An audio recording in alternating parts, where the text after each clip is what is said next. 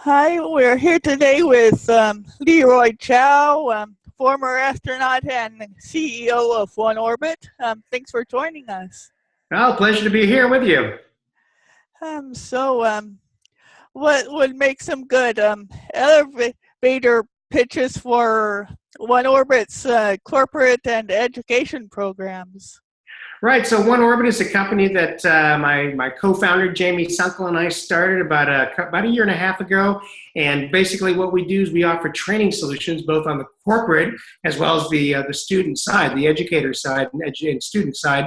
And basically, what we do is we take lessons learned from spaceflight, leadership lessons, things like that, and we apply them to operational decision making and bring that all together into a corporate setting to kind of reinforce the fundamentals from a different viewpoint, to kind of get people thinking about these ideas afresh.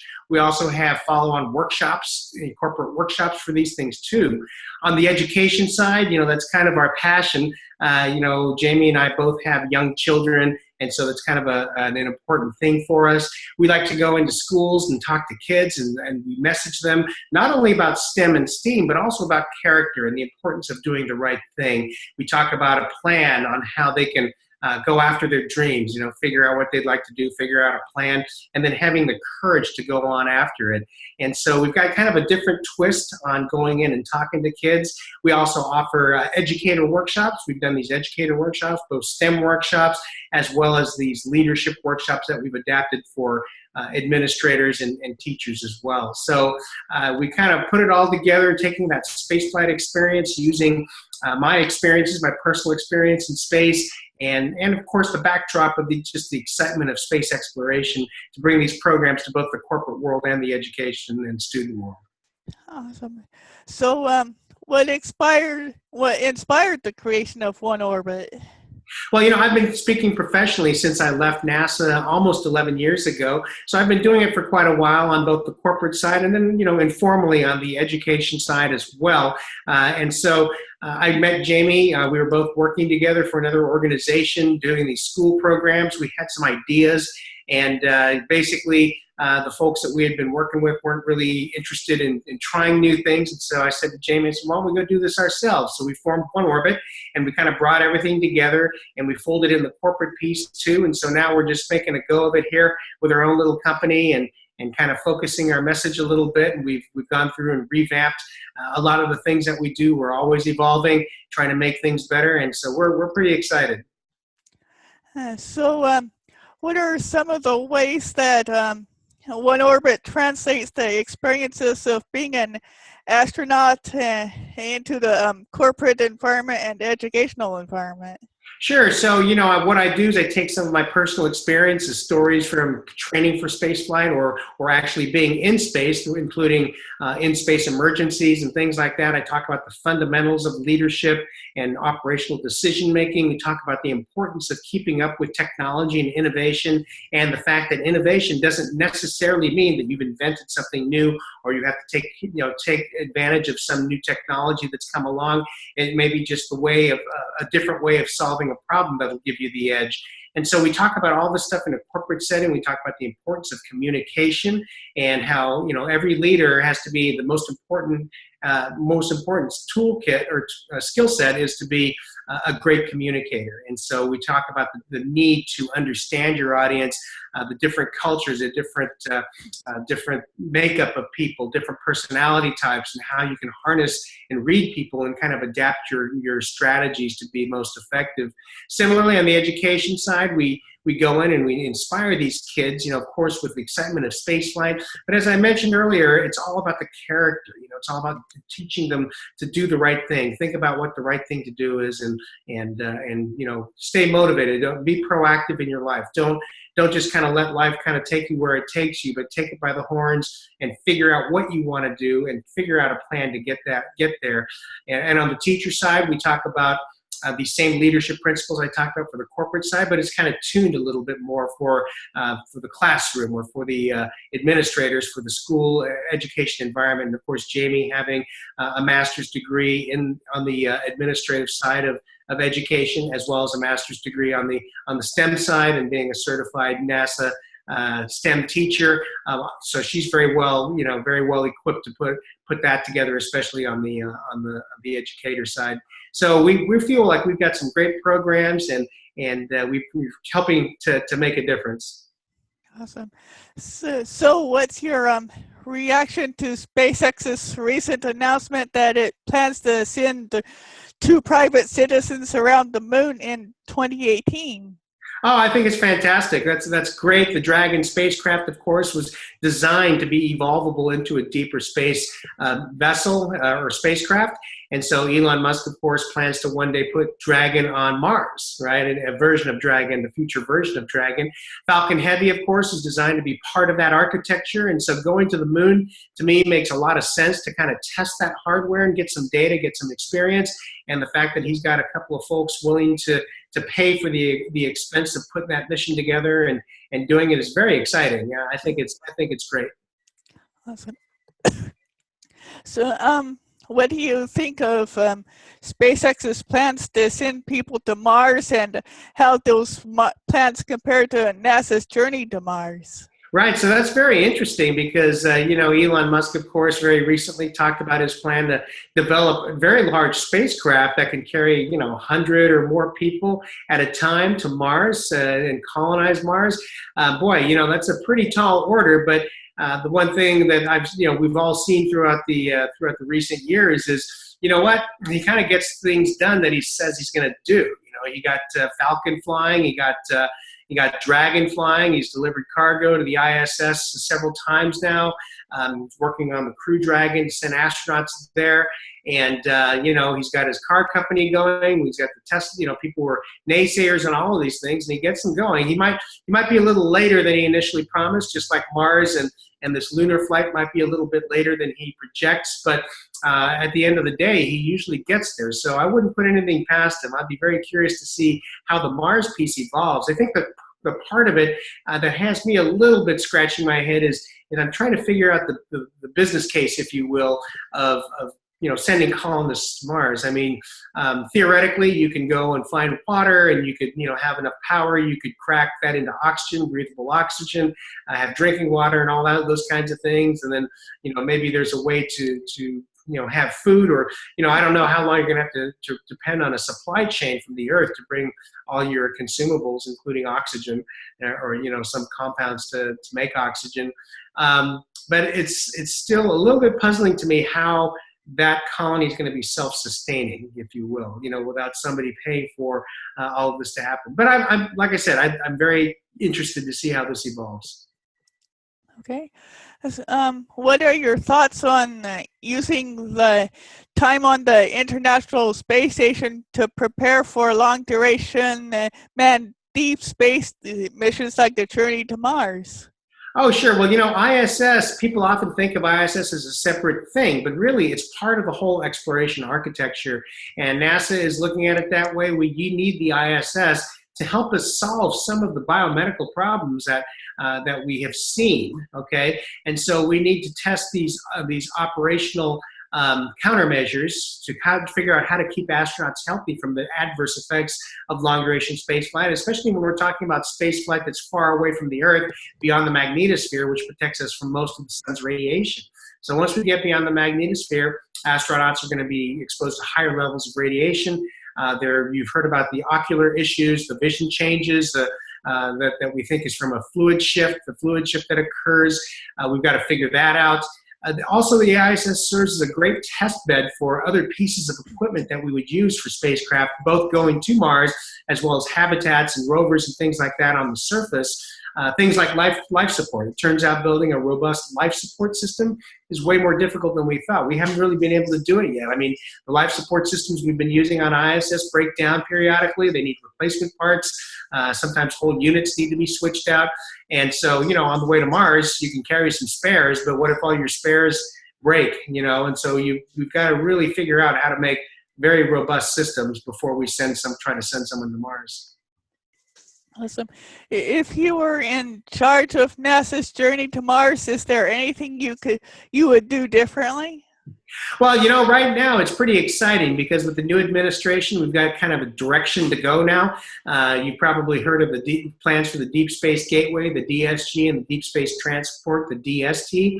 And the idea is to put this DSG, this gateway, in orbit around the moon and to serve as exactly what its namesake, a gateway. So the Orion spacecraft would fly to the gateway, dock, and then from there, operations can be conducted either robotically manipulating rovers on the moon, or if you've got a lander, you could send a lander down to the surface of the moon, conduct operations. The deep space transport will dock to the gateway, and the crew would transfer into that to go on a mission to farther out, maybe possibly to Mars. And so it's a pretty neat architecture, and it's pretty neat to see that we've got some direction now on how we're going to get there. Mm-hmm. So if you had the opportunity to join a colony on Mars or anywhere else on the solar system, would you accept that opportunity? Why not? And what would your ideal colony look like? Well, you know what? I've really enjoyed my time in space. I've flown 4 times, including a 6.5 months serving as the commander on the ISS. It's all been fantastic, but I've always enjoyed coming back to the Earth and staying here and living here. And so I would love to visit and explore Mars, but I wouldn't want to colonize and live there. I would like to visit it and come back, but ultimately I always want to come back here home. Okay. How has the working atmosphere different when there were only 2 people on board the space station as compared to the 6 that's normal now? Right. So dynamics, group dynamics change depending on if you have 2 people, 3 people, 6 people, or even more.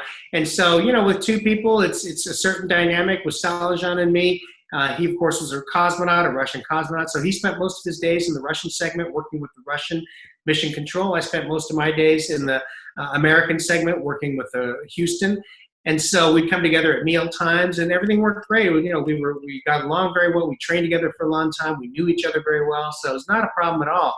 Once you introduce a third person, so now you're automatically going to have kind of a two are paired together with 1. You know what I mean? Like if you have 3 friends, even 3 friends together, you kind of have 2 that are kind of closer than the other relationships. And so that's a whole different dynamic. Not that that's undoable. We've certainly done it many times in past expeditions. And then once you get to 6, you start getting more into this kind of small community kind of thing, where you have, you're starting to turn into more of a small, very small little village or something. And so, you have much more interaction with different people. And so I think it's just, they're all okay. You just have to understand that the dynamics are going to be different when you set that up or when you go into it, you have those expectations. So as we've seen, everything works well on board with crews of 2, 3, and 6, as long as you are good about selecting your crews. And then it's everyone's going to get along and everything's going to get done. Okay. Do you recall any constraints on when an EVA could be conducted on the space station beyond the scheduled sleep periods? Mm-hmm. Well, sometimes we would take into consideration things like whether we were going to be passing through the South Atlantic anomaly, which is, higher radiation levels, or if there's going to be, during the certain meteor showers where there might be a smaller, increase in the chance of getting hit by something. We might delay an EVA for for issues like that. But otherwise, constraints, there might be constraints on the orbit and the angle with the sun, and whether there are any thermal constraints for expected to get too hot or something like that. But by and large, we don't have too many constraints on when we can do EVA. And so especially when there is kind of a situation where we need to repair something quickly or sooner rather than later, we can usually get that planned and get outside fairly quickly. So, do you know if future commercial crew vehicles will be required to be agnostic to the station's beta angle, or will there still be blackout dates?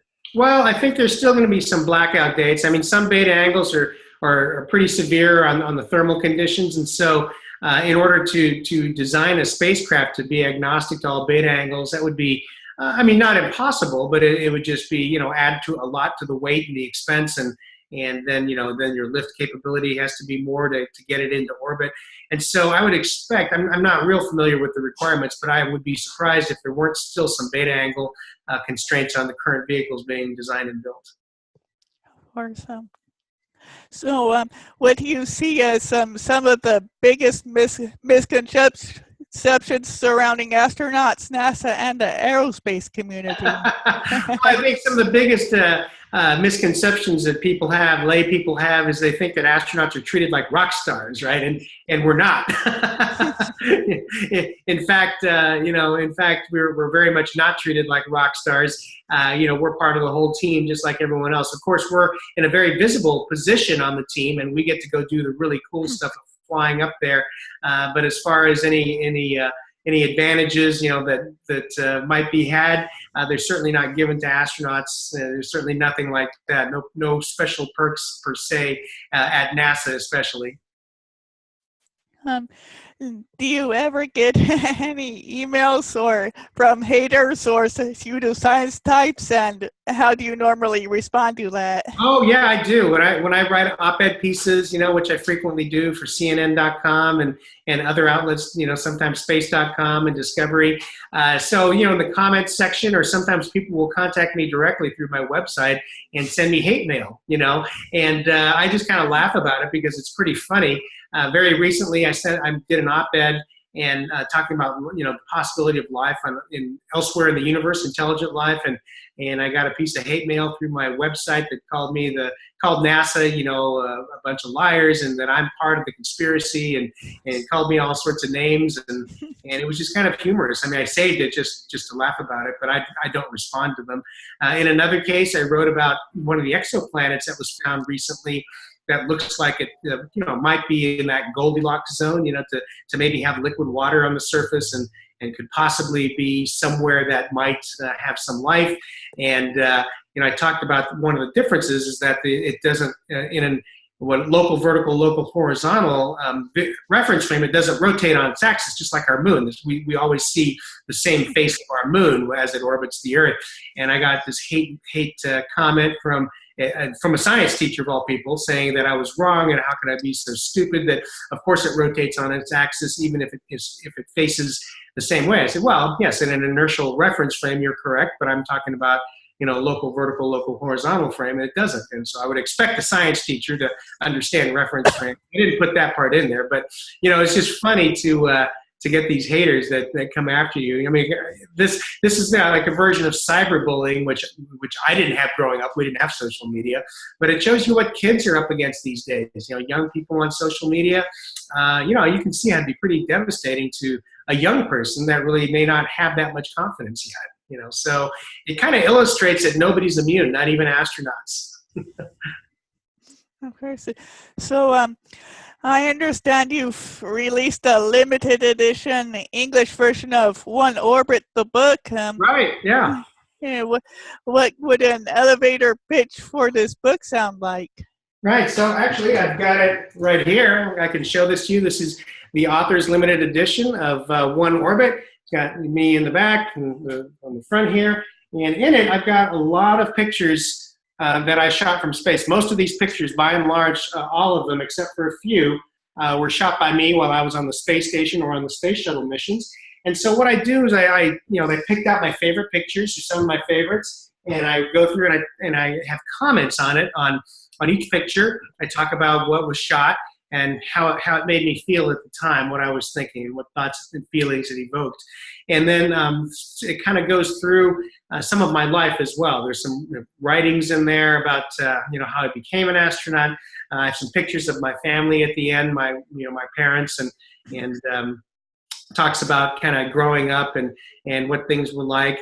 And so I think it's a nice book. I've gotten a lot of good feedback from it, and if you're interested, you can certainly see it. There are links to it on my website, on either OneOrbit's website, which is OneOrbitCDR.com, or on my personal website, which is just LeroyChiao.com, LeroyChiao.com, and you can find links to the book. It describes it a little more, and you can order it as well. So it is an author's limited edition. We've very, very excited about it, and it's doing well. Awesome. Well, that's all the questions I have. Is there anything else you'd like to add? No, just that this is exciting. I'm happy to be, out there like this. Social media is not brand new to me. I was actually the first astronaut on Twitter and on Facebook a long, long time ago, almost 10 years ago, about 10 years ago. And, so I'm participating more and more in these kinds of things, and it's fun. It's interesting to see just how powerful it is and getting the message out, especially as something as passionate as I am about, like space flight, and what I think is important to our country and to the world at large. And so thank you for hosting this and having me as a guest. Thank you. All right.